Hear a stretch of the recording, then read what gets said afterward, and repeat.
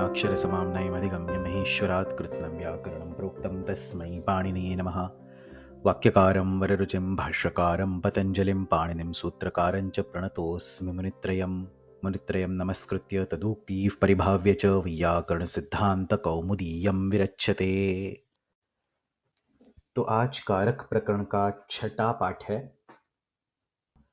पिछले 5 पाठों में हमने कारक और विभक्ति प्रकरण की पीठिका समझ ली। पदार्थों में उपस्थित शक्ति को कारक कहते हैं, उसके निर्देश के लिए विभक्ति का प्रयोग होता है। यह सब विस्तार से पढ़ लिया।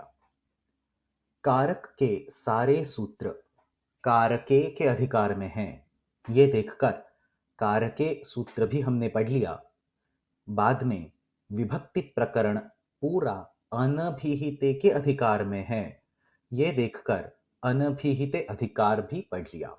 उसके भाष्य का भी कुछ अंश हमने समझ लिया। आज के पाठ से हम कारकों का शास्त्र रूप से अध्ययन शुरू करेंगे। यहां हमारी पद्धति यह रहेगी कि पाणिनि महर्षि ने अष्टाध्यायी में कारक प्रकरण जिस क्रम से पढ़ाया है, उसी क्रम से हम उन सूत्रों को पढ़ लेंगे। क्रम से हर सूत्र का काशिका और कौमुदी व्याख्यान में समझा दूंगा, और उसके बाद यदि उस सूत्र के बारे में भाष्य में या अन्य किसी व्याख्यान में कोई विशेष विधान है तो उसको संक्षेप में बता दूंगा। हर कारक के अध्ययन के बाद उस कारक का शब्दों से कैसे निर्देश होता है, चाहे वो तिंग हो, कृत हो, समास हो, तद्धित हो या निपात हो, वो भी फिर से देख लेंगे। इस तरह हर कारक का संपूर्ण रूप से अध्ययन करके पहले कारक प्रकरण हम ठीक से समझ लेंगे, उसके बाद विभक्ति प्रकरण का अध्ययन करेंगे। तो आज कारक प्रकरण का पहला कारक अपादान कारक, उसका अध्ययन शुरू करते हैं। इस अपादान कारक के लिए पाणिनि महर्षि ने कुल मिलाकर 8 सूत्र बनाए हैं। ध्रुवम अपाये अपादानम, भीत्रार्थानां भयहेतुः, पराजेरसोढः, वारणार्थानामीप्सितः, अंतर्धौयेनादर्शनमिच्छति, आख्यातोपयोगे, जनिकर्तुः प्रकृतिः और भुवः प्रभवः। इन 8 सूत्रों का हम इसी क्रम से अध्ययन करेंगे, लेकिन किसी भी सूत्र का अध्ययन शुरू करने से पहले अपादान इस शब्द को देख लेते हैं।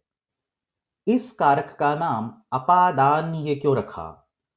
तो अप उपसर्ग के साथ, आ उपसर्ग के साथ दा धातु से ल्युट प्रत्यय करके अपादान शब्द बनता है। अप धन आ धन दा धन ल्युट अपादान। अपाददाति मतलब कि दूर करता है, दूरी करोति, हटा देता है, अलग करता है। जैसे कि ईश्वरः भक्तस्य दुःखम अपाददाति, ईश्वर भक्त का दुख दूर करता है। अब जहां दूर करने की बात आती है, वहां 2 चीजें मुख्य रूप से होती है। एक, वो पदार्थ जो कि दूर जा रहा है, और दूसरा, वो जगह जहां से वो पदार्थ दूर जा रहा है। जैसे कि भक्त का दुख दूर हो रहा है, तो जो दूर हो रहा है वो हो गया दुख, और जिससे दूर हो रहा है वो हो गया भक्त। इन दोनों में से जहां से जिससे दूर होने की क्रिया हो रही है, उसकी अपादान संज्ञा दी जाती है। अपादीयते यस्मात् तत् अपादानम, दूर होने की क्रिया में जिससे दूर किया जाए, अपादीयते अस्मात्, वो पदार्थ अपादान है। दूर जाने वाला पदार्थ अपादान नहीं है, जिससे दूर हो रहा है वो अपादान है। अब यहां वैसे थोड़ा सा गौर कर लो। हमने अपादान शब्द की व्युत्पत्ति क्या दी? अपादीयते यस्मात् तत् अपादानम।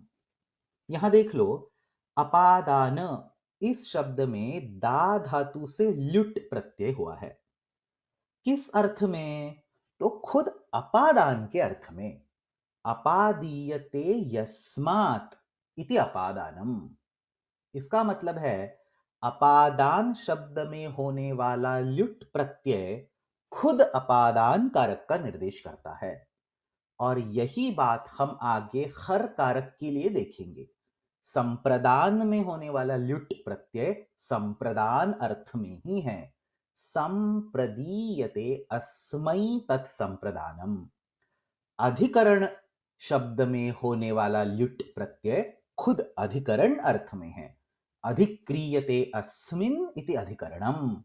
इन सारी संज्ञाओं की सिद्धि उन्हीं के अर्थ में हुई है, इसीलिए इन संज्ञाओं को अन्वर्थ संज्ञा भी बोलते हैं। व्याकरण शास्त्र में संज्ञाओं के वैसे दो प्रकार है। थोड़ा अलग विषय है, लेकिन 2 मिनट में समझा देता हूं। व्याकरण शास्त्र में संज्ञाओं के वैसे 2 प्रकार किए गए हैं। एक तो होती है रूढ़ संज्ञा, जिनका या तो खुद का कोई मतलब ही नहीं होता, या फिर भाषा में जिस अर्थ में उनका प्रयोग होता है उस अर्थ का व्याकरण के अर्थ से कोई संबंध नहीं। जैसे कि भ संज्ञा, घी संज्ञा, घू संज्ञा, इनका खुद का कोई अर्थ नहीं है, इसलिए ये रूढ़ संज्ञाओं में गिनी जाती है। इसी तरह से नदी संज्ञा, गुण संज्ञा, निष्ठा संज्ञा, इन शब्दों का भाषाओं में तो कुछ विशिष्ट अर्थ है, लेकिन उस अर्थ का व्याकरण शास्त्र से कोई संबंध नहीं। इसको भी रूढ़ संज्ञा ही बोलते हैं। दूसरे तरह की संज्ञा होती है अन्वर्थ संज्ञा, जिसका व्युत्पत्ति सिद्ध यानी कि भाषा में विद्यमान जो अर्थ, लगभग वही अर्थ व्याकरण शास्त्र में भी लिया जाता है। जैसे कि संयोग, संख्या, अनुनासिक वगैरह वगैरह। इसी प्रकार की ये सारी अपादान, संप्रदान वगैरह संज्ञाएं भी है। इनका व्युत्पत्ति से निकलने वाला अर्थ ही व्याकरण शास्त्र में लिया जाता है। जैसे कि अपादान शब्द की व्युत्पत्ति क्या हो गई? अपादीयते अस्मात् इति अपादानम। जिससे दूर किया जाए वो अपादान होगा, और व्याकरण शास्त्र में भी यही अर्थ है, इसलिए यह अन्वर्थ संज्ञा है। तो चलो अभी पहला सूत्र ध्रुवम अपाये अपादानम, इसके बारे में विस्तार से पढ़ लेते हैं। किसी भी सूत्र के अध्ययन की शुरुआत में हमेशा उस सूत्र में होने वाले उद्देश्य और विधेय को जान लेना चाहिए। विधेय मतलब उस सूत्र से नई कौन सी चीज बताई जा रही है, और उद्देश्य मतलब हमें पता होने वाली किस चीज के बारे में वो सूत्र बोल रहा है। तो यहां इस सूत्र में अपादान ये नई संज्ञा दी जा रही है, इसलिए यहां विधेय हो गया अपादान। और ध्रुवम जो कि हमें पता है उसको अपादान संज्ञा दी गई है, इसलिए उद्देश्य हो गया ध्रुवम। इस तरह से इस सूत्र में अपादान ये विधेय हो गया, ध्रुवम ये उद्देश्य हो गया। अब सूत्र का हर एक पद ढंग से समझ लेते हैं। ध्रुवम अपाये अपादानम। अपाय का मतलब है अलग होना। सिद्धांत कौमुदीकार बोलते हैं अपायः विश्लेषः। दोनों शब्दों का अर्थ है एक दूसरे से अलग होना, सेपरेशन। इसीलिए अपादान संज्ञा का मूल विषय क्या होगा? तो विलगीकरण, दूर करना, अपाय होना, ये इस संज्ञा का मूल विषय होगा। जब तक किसी तरीके का अपाय नहीं होता, यानी कि जब तक एक पदार्थ दूसरे से किसी तरीके से दूर नहीं हो रहा, तब तक अपादान संज्ञा भी नहीं होगी। इसीलिए पाणिनि महर्षि ने अपाय इस शब्द को सूत्र में रखा है। ध्रुवम अपाये अपादानम। और यहां कार के ये अधिकार चल रहा है, तो ध्रुवम अपाये कारकम अपादानम, ये पूरा सूत्र हो गया। अपादान इस शब्द के विशेषण रूप में प्रयुक्त कारक ये शब्द अपादान इस शब्द की विभक्ति वचन को ले लेगा। इसीलिए कारके ऐसा अधिकार होने पर भी इस सूत्र में उसकी अनुवृत्ति करने पर उसके स्थान पे हम कारकम बोलेंगे। ध्रुवम अपाये कारकम अपादानम, ये यहां पूरा अनुवृत्ति के साथ सूत्र हो गया। अब ध्रुवम शब्द को देखते हैं। यह शब्द ध्रु स्थैर्ये इस धातु से बना है।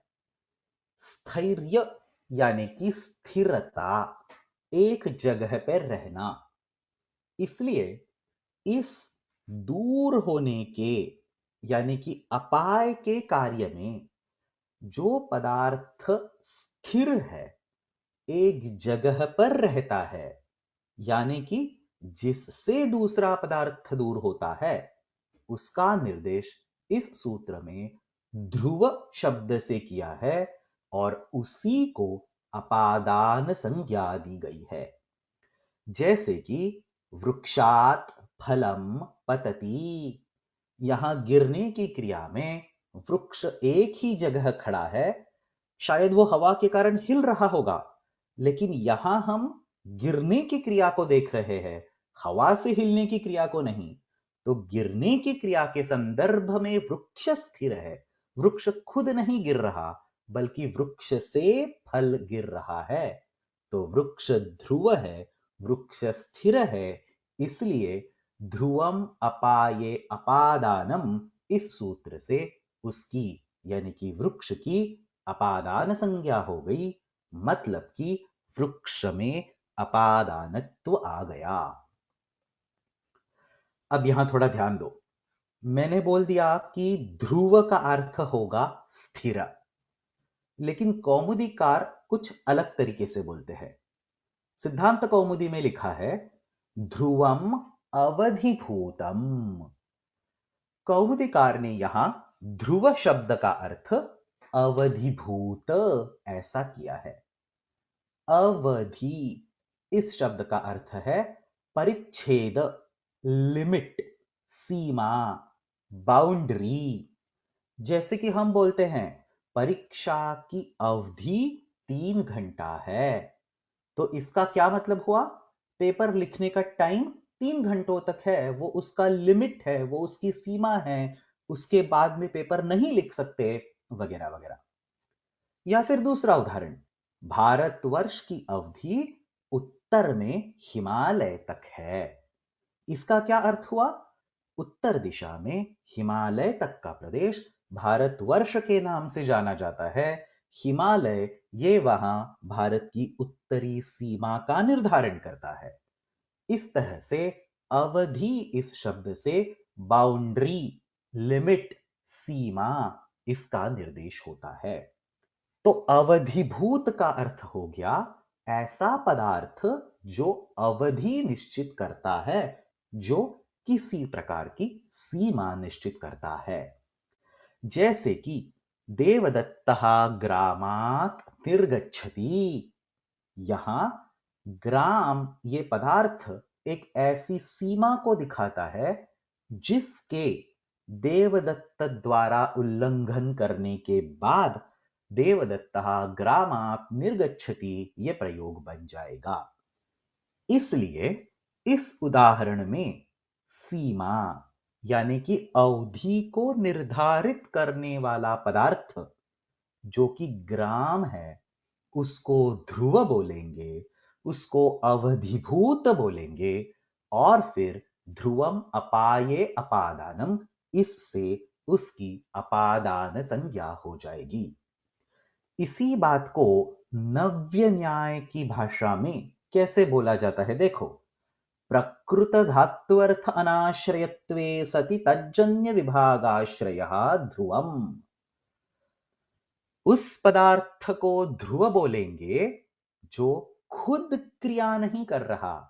धात्वर्थ अनाश्रयत्वे सति तज्जन्य विभागाश्रयः, धात्वर्थ से होने वाला विभाग उसके आश्रय से बनता है।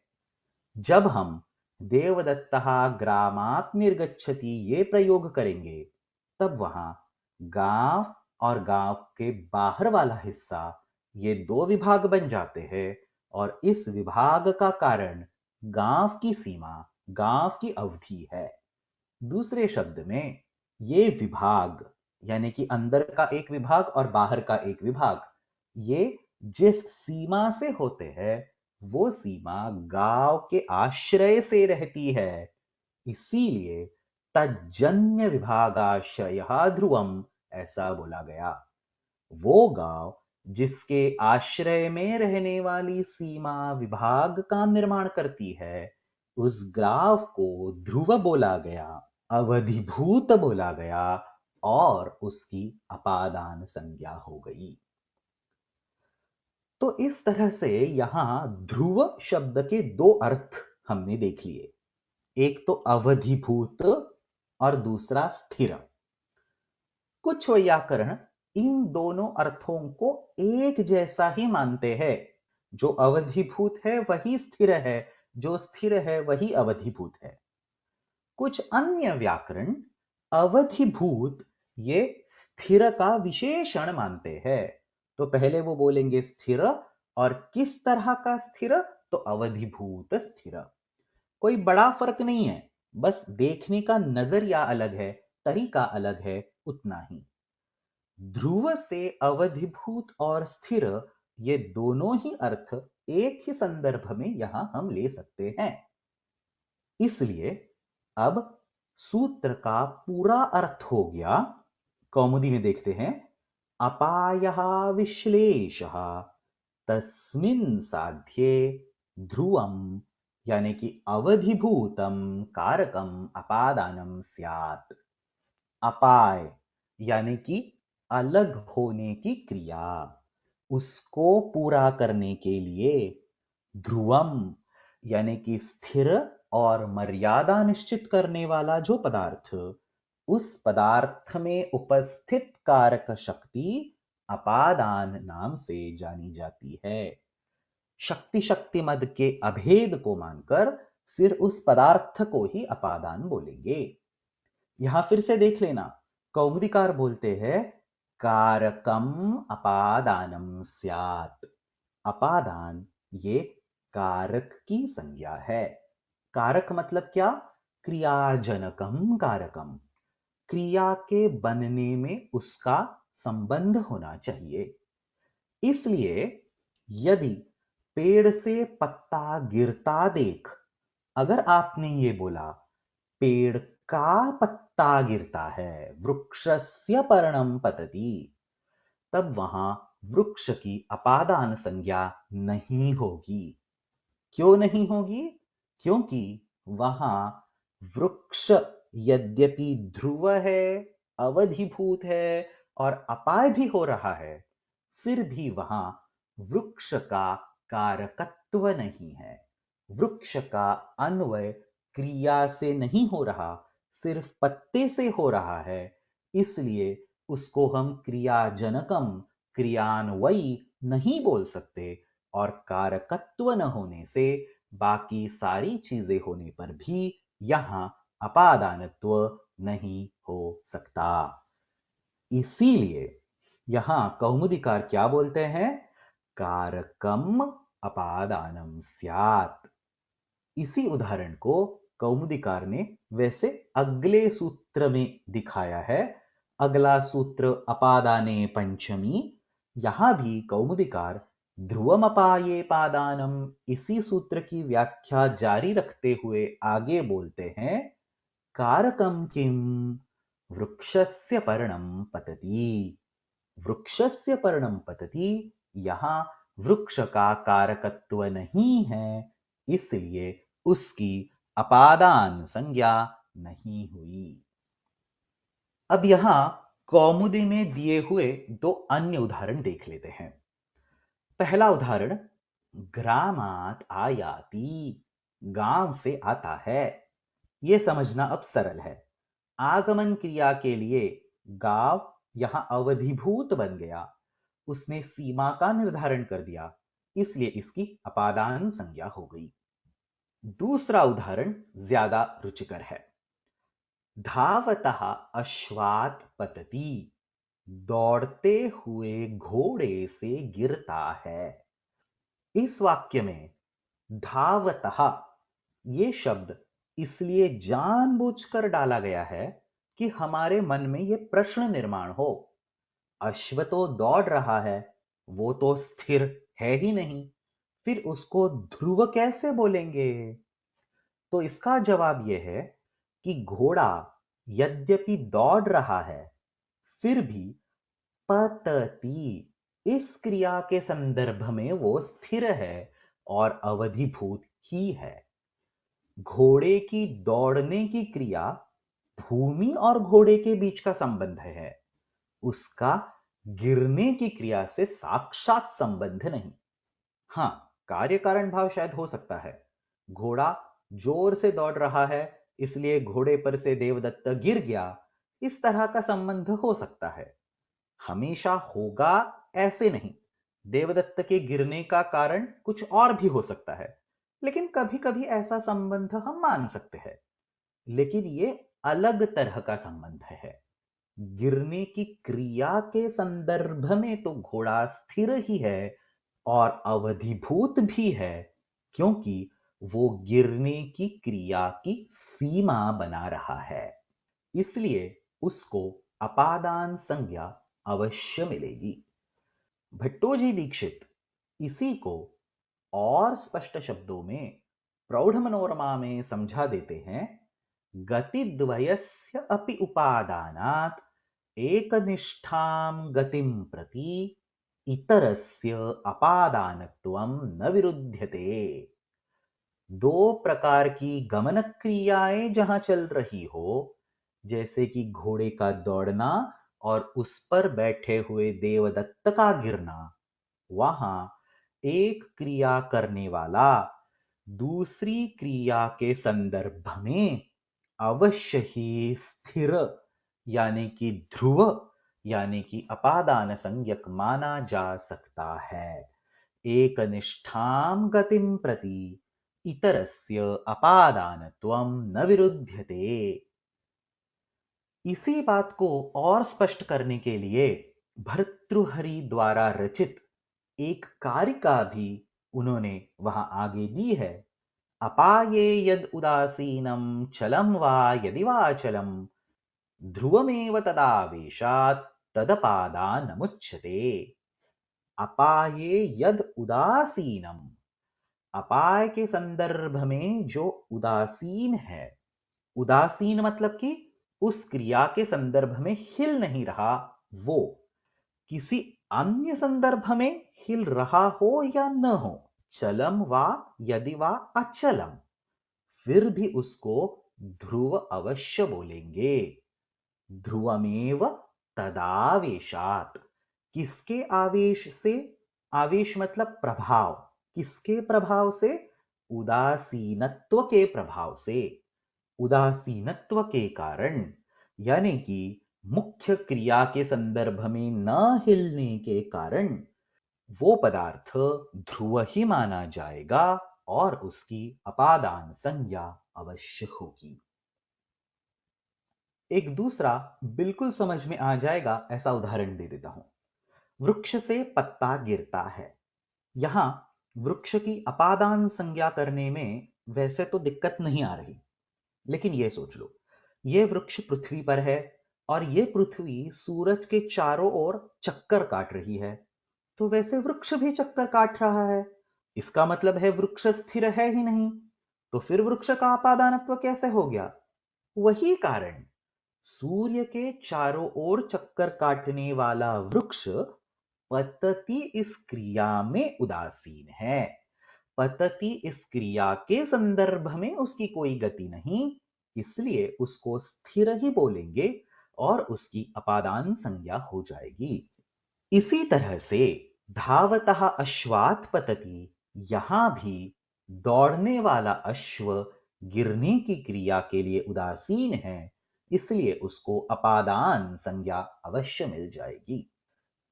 एक बार इस सूत्र का काशिका व्याख्यान भी पढ़ लेते हैं, अब उसको समझने में अवश्य आसानी हो जाएगी।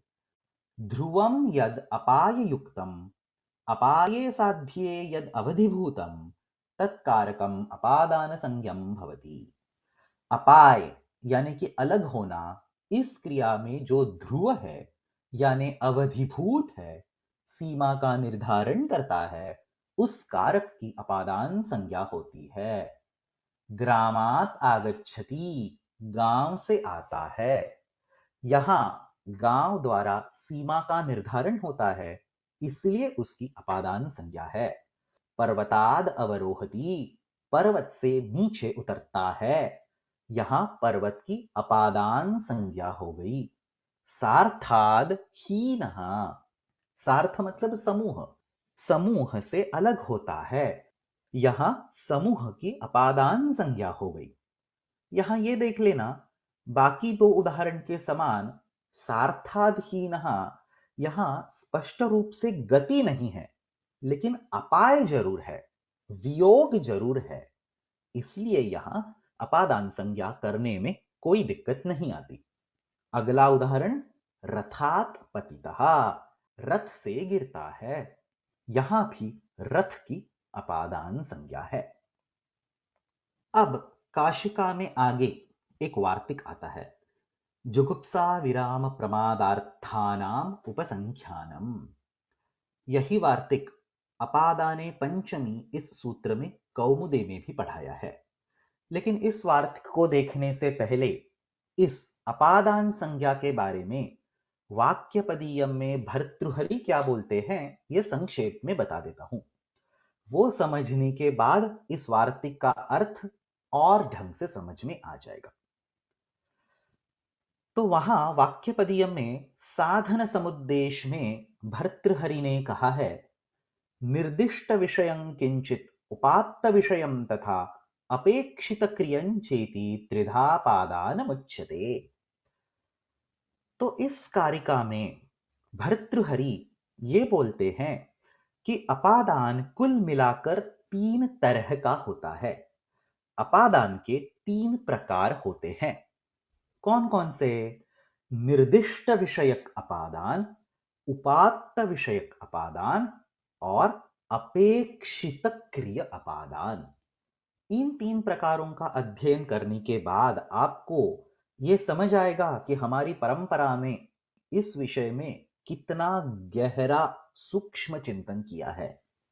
तो ये जो अपादान के तीन प्रकार है, उसमें से पहला प्रकार निर्दिष्ट विषयक अपादान, ये वो होता है जहां अपाय यानी कि दूर जाने की बात साक्षात क्रिया से सीधे सीधे स्पष्ट हो रही हो।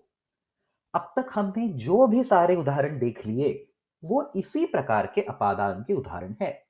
जैसे कि वृक्षात पर्णम पतति, यहां पत क्रिया का अर्थ ही गिरना यह है, जिससे पत्ते का अपाय स्पष्ट हो रहा है। दूसरा उदाहरण हो गया ग्रामात आगच्छति, गांव से आता है। यहां भी आगमन क्रिया से यह स्पष्ट है कि कर्ता गांव से दूर हो गया, इसलिए गांव की अपादान संज्ञा हो गई। और ग्रामात यहां होने वाला अपादान निर्दिष्ट विषयक अपादान हो गया। तीसरा उदाहरण है सार्थाद हीनः, समूह से अलग हो रहा है। यहां भी अलग होने की क्रिया स्पष्ट रूप से निर्दिष्ट है, इसलिए सार्थात ये शब्द भी अपादान संज्ञक हो गया। ये हो गया तीन में से पहले तरीके का अपादान। दूसरे तरह का अपादान है उपात्त विषयक अपादान। ये वो अपादान है जहां दूर होने की बात यानी कि अपाय क्रिया से साक्षात रूप से स्पष्ट नहीं होती, लेकिन उस क्रिया में शामिल और स्पष्ट रूप से न कही गई एक दूसरी क्रिया जो है, उस दूसरी क्रिया से ये दूर होने की बात स्पष्ट हो जाती है। उपात्त इस शब्द का अर्थ है किसी तरह से प्राप्त होना। यहां अपाय क्रिया से साक्षात बोला नहीं गया, लेकिन किसी तरह से प्राप्त हो गया। जैसे कि एक उदाहरण से समझ लेते हैं। बलाहकात विद्युत विद्योतते। बलाहक यानी कि मेघ, विद्युत यानी बिजली, विद्योतते यानी कि चमकती है। बलाहकात विद्युत विद्योतते, मेघ से बिजली चमकती है। अब यहां क्रिया कौन सी है? विद्योतते, चमकने की क्रिया है। साक्षात दूर करने की बात कहीं भी सीधे सीधे नहीं बोली है, लेकिन यहां चमकने से हम क्या अर्थ निकालते हैं? बिजली मेघ से बाहर आकर चमक रही है। बलाहकात निसृत्य विद्युत विद्योतते। तो यहां विद्योतते इस क्रिया में निसृत्य बाहर निकलना ये क्रिया भी शामिल है, और इस अनकही क्रिया से अपाय का निर्देश हो रहा है। इसलिए यहां यानी कि बलाहकात शब्द में विद्यमान अपादानत्व उपात्त विषयक अपादानत्व है। दूसरा उदाहरण दे देता हूं। कुसुलात पचती। कुसुल ये किसी देश का नाम है। कुसुल देश से पकाता है। अब हिंदी में थोड़ा यह प्रयोग विचित्र लगता है, लेकिन संस्कृत में ऐसा प्रयोग देखा जाता है। कुसुलात पचती, इसका अर्थ क्या हो गया? पकाने का सामान कुसुल देश से ले आकर फिर पकाता है। तो यहां भी पचती इस क्रिया में साक्षात अपाय कहीं भी नहीं दिखाई दे रहा, लेकिन वहां छिपी हुई दूसरी क्रिया आनयति, उससे अपाय का ज्ञापन हो रहा है। इसलिए कुसुलात ये भी उपात्त विषयक अपादान ही माना गया है। तीसरे प्रकार का अपादान हो गया अपेक्षित क्रिय अपादान। ये वो प्रकार का अपादान है जहां वाक्य में क्रिया प्रत्यक्ष रूप से उपस्थित ही नहीं हो। फिर से एक बार सुन लो। पहले दोनों प्रकारों में वाक्य में कुछ ना कुछ क्रिया उपस्थित है, लेकिन तीसरे प्रकार का जो अपादान है अपेक्षित कारक अपादान, वहां वाक्य में क्रिया ही नहीं होती। वाक्य के संदर्भ को समझकर वहां उचित क्रिया का अध्याहार करना पड़ता है। जैसे कि कोई देवदत्त को पूछता है कुतो भवान, और देवदत्त बोलता है पाटली पुत्रात। तो यहां पाटली पुत्रात का मतलब है पाटली पुत्रात आगतोहम, मैं पाटलिपुत्र से आया हूं। यहां कुतो भवान पाटलिपुत्रात इस संभाषण में क्रिया तो कोई है नहीं, लेकिन संदर्भ को देखकर आगच्छामि, आगतः अस्मि, इस प्रकार से क्रिया का हम अंदाजा लगा सकते हैं। इसीलिए यहां पाटलिपुत्रात में होने वाला अपादान अपेक्षित क्रियक अपादान है। क्रिया साक्षात नहीं बोली जाती, लेकिन उसकी अपेक्षा होती है, इसलिए इसको अपेक्षित क्रियक अपादान बोलते हैं। इस तरह से भर्तृहरि ने निर्दिष्ट विषयक, उपात्त विषयक और अपेक्षित क्रियक, ये अंत में जो मैंने क जोड़ दिया है वो बिना जोड़े भी आप बोल सकते हैं। निर्दिष्ट विषय, उपात्त विषय, अपेक्षित क्रिय, या फिर वो स्वार्थिक क प्रत्यय जोड़ के निर्दिष्ट विषयक, उपात्त विषयक, अपेक्षित क्रियक, ऐसे भी अपादान के 3 प्रकार बोले जाते हैं। इसमें से जैसा कि मैंने बोला, अभी तक हमने देखे हुए सारे ही उदाहरण निर्दिष्ट विषयक यानी कि पहले प्रकार के अपादान के उदाहरण हैं।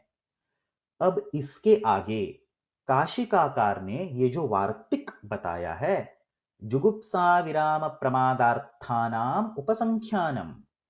ये वार्तिक और इस अपादान संज्ञा के प्रकरण में आगे पाणिनि महर्षि ने जो 7 सूत्र बताए हैं, यानी कि भित्रार्थानाम भय हेतु से लेकर भुवः प्रभवः तक, ये सारे के सारे 7 सूत्र और ये वार्तिक, इन सब में आपको उपात्त विषयक अपादान के, यानी कि दूसरे प्रकार के अपादान के उदाहरण दिखाई देंगे। इन सब में मुख्य क्रिया में साक्षात अपाय कहीं नहीं होगा, लेकिन उस मुख्य क्रिया में छिपी हुई अन्य क्रिया के द्वारा वो अपाय प्रकट हो जाएगा। जैसे कि ये वार्तिक जुगुप्सा विराम प्रमादार्थानाम उपसंख्यानम। यहां वार्तिककार बोलते हैं कि अपादान संज्ञा में जुगुप्सा, विराम और प्रमाद, इन अर्थों को भी गिन लेना चाहिए। एक एक शब्द का ठीक से मतलब समझा देता हूं। जुगुप्सा मतलब कि घृणा, नफरत पैदा होना। पाप से नफरत करता है, पापात जुगुप्सते, या फिर पापात बीभत्सते। बध धातु का बीभत्सते रूप है, पाप से घृणा करता है। विराम मतलब कि किसी चीज से ध्यान हटा देना, ध्यान निकाल देना। पाप से ध्यान निकाल देता है, पापात विरमति, या फिर पापात निवर्तते। और प्रमाद मतलब जहां ध्यान देना चाहिए वहां ध्यान न देना, कर्तव्य से दूर रहने की भूल करना। जैसे कि धर्म की तरफ ध्यान नहीं देता, धर्मात् प्रमाद्यति, या फिर धर्मात् मुह्यति।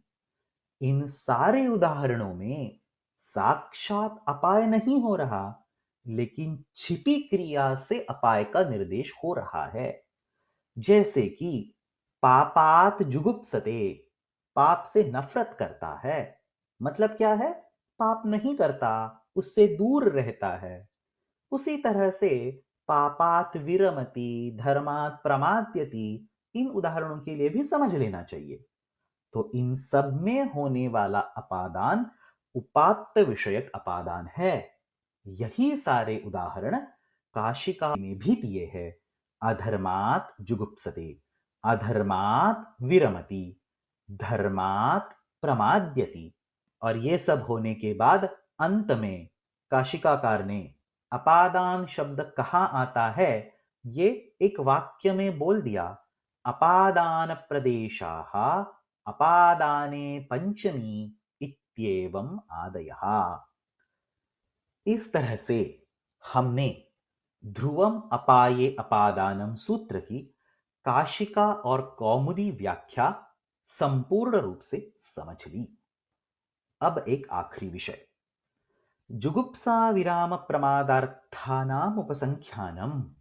ये वार्तिक यद्यपि काशिका और कौमुदी में पढ़ाया है, फिर भी भाष्य में इस वार्तिक को अनावश्यक बोलकर उसका प्रत्याख्यान दिखाई देता है।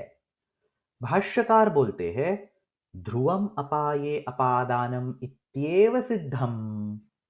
ध्रुवम अपाये अपादानम, इस सूत्र से ही ये सब विषय सिद्ध है। क्यों सिद्ध है? क्योंकि इन सभी उदाहरणों में कर्ता की बुद्धि विशिष्ट विषय से अलग हो रही है। पापात जुगुप्सते मतलब कि बुद्धि पाप से दूर हो रही है। अधर्मात विरमति मतलब कि बुद्धि अधर्म से दूर हो रही है। दुःखः अधर्मः न अनेन कृत्यम, अधर्म से दुख प्राप्त है, इसलिए उसको नहीं करना चाहिए। ये सोचकर देवदत्त की बुद्धि उस अधर्म से अलग हो जाती है, या फिर देवदत्त बुद्धि को वहां से अलग करता है। बुद्ध्या संप्राप्य निवर्तते, तत्र ध्रुवमपाये अपादानम इत्येव सिद्धम। इस प्रकार से ध्रुवम अपाये अपादानम इस सूत्र से ही इस वार्तिक के विषय का ग्रहण हो सकता है, इसलिए ये वार्तिक अनावश्यक है। प्रौढ़ मनोरमा में भट्टोजी दीक्षित यही विषय स्पष्ट करते हैं। भाष्यकारः तु जुगुप्सादीनां तत्पूर्वक निवृत्तिलक्षकतामाश्रित्य सूत्रेण तत्सिद्धिम आहुः। सूत्र से ही सिद्धि होने के कारण वार्तिक की कोई जरूरत नहीं, ये भाष्यकार का कथन है।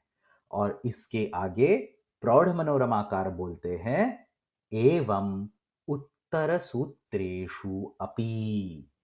इसी तरह से अपादान कारक के अगले जो 7 सूत्र है, उन सब में होने वाले उपात्त विषयक अपादान को ध्रुवम अपाये अपादानम इस सूत्र से ही सिद्ध मानकर उन सातों के सातों सूत्रों का भाष्यकार ने खंडन किया है।